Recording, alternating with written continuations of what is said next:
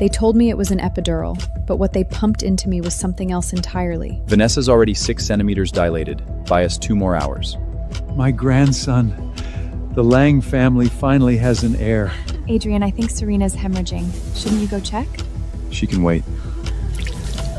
My father warned me the Lang family was dangerous. He said, if anything happens, press this. They wanted a son. They got a war. I lay on the delivery bed. The contractions were coming faster now, one after another. My husband, Adrian Lang, held my hand, his eyes soft with concern. Hang in there, Serena. We'll meet our baby soon. I was trembling from the pain, but I still forced a smile. Then a nurse walked in with a syringe. I thought it was the epidural, but Adrian let go of my hand and stepped back. The needle pierced my skin. Then I heard his voice. Get the dose right. Make sure she doesn't deliver before Vanessa. My eyes flew open. I stared at him in shock. He glanced at his watch. Vanessa's already 6 centimeters dilated. Buy us 2 more hours. I wanted to scream. I wanted to fight back, but the drug was already in my system. The contractions suddenly weakened, as if something inside me had been forced still. They moved me to a temporary room in the basement. Adrian's sister, Chloe Lang, stood in the doorway, idly turning a scalpel in her hand. Don't blame Adrian, Serena. The baby Vanessa's carrying is my brother's only child. It's a boy, and he'll be the Lang family's first grandson. Her gaze dropped to my stomach. So what if you go into labor first? You're only carrying a girl. I covered my belly with both hands. Another wave of pain broke through the medication, and my vision blurred. Call a doctor. I'm about to give birth, please. Chloe laughed. She walked over and crouched in front of me, then tapped my cheek lightly with the scalpel. Give birth? That drug will keep working for another 3 hours. Vanessa's already in the delivery room, so stay here and wait. After her baby is born safely, you can have yours. She rose to her feet and looked at the bodyguard outside. Keep an eye on her.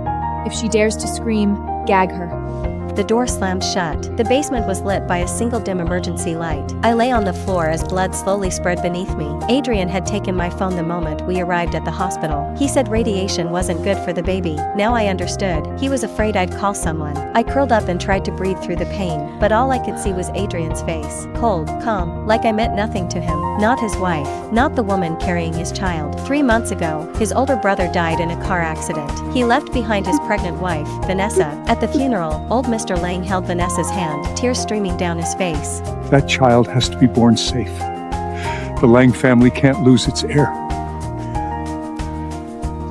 Dad, don't worry. Adrian and I will raise our baby well too. He looked at me and said nothing. Only now did I understand. He had already given up on my child.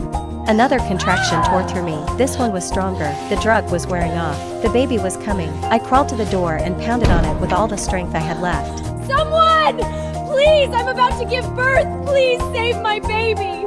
No one answered. I kept screaming until my throat turned raw. At last, I heard the bodyguard's impatient voice from outside. What the hell are you yelling for?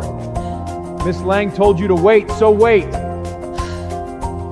But my baby... If it dies, it dies. That's your bad luck. That's what you get for carrying a girl. My whole body went cold. I collapsed onto the floor. This wasn't fate. They were trying to kill my baby. I had no idea how long I had been trapped in that basement. The bleeding only got worse. Everything beneath me was soaked with blood. Just as the edges of my vision began to blur, the door swung open. It was not Chloe. It was not the bodyguard. It was the Lang family's doctor, Carter. The second he saw me, all the color drained from his face. Serena? Adrian told me you were resting in one of the VIP rooms. I tried to answer. Nothing came out. Tears spilled down my face as I lifted a trembling hand to my stomach. Carter rushed over and dropped to his knees beside me. The moment he examined me, his expression changed. Oh God. The baby's crowning. Your water already broke. I need to get you into surgery right now. He reached down to lift me, but the second my body shifted, a hot gush poured between my legs. Blood. So much blood. Carter's hands started shaking. He turned toward the doorway and shouted, I need help in here! She's bleeding heavily! But the hallway outside was empty. This private hospital belonged to the Lang family. Tonight, the entire building had been cleared for Vanessa's delivery. All the doctors and nurses were upstairs, gathered outside her delivery suite. Carter yanked out his phone and tried to call for help, but there was no signal in the basement. I'm taking you upstairs. Stay with me. Then he bent down, gathered me into his arms, and ran, or tried to. The stairwell felt endless. Every step sent a brutal jolt through my body. The pain was so intense I thought I might black out at any second. I could feel the baby dropping lower and lower, but she still would not come. The drug was still in my system. My contractions were weak and uneven. That was the worst part. Doctor, if it comes down to it, save my baby.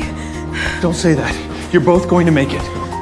At last, he reached the first floor and rushed toward the operating room. But the moment we got there, both of us froze. The door doors were wide open. Inside, there was nothing.